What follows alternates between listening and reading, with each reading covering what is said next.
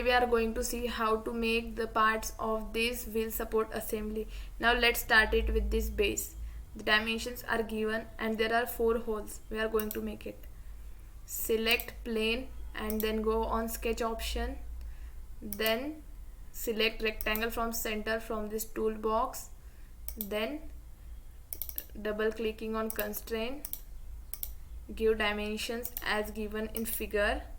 It's 115 and it's 40. Now there are 4 circles, so we are going to make it.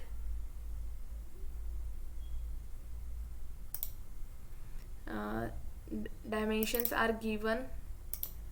The dimension of circle is 5. Its diameter is 5 and the distance between this line to the center of circle is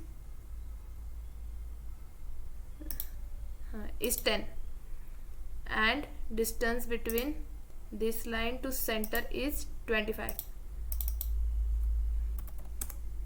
Now use this mirror command. First select circle and then the axis. Again first select circle, mirror command and then axis. Select circle, mirror command and then axis.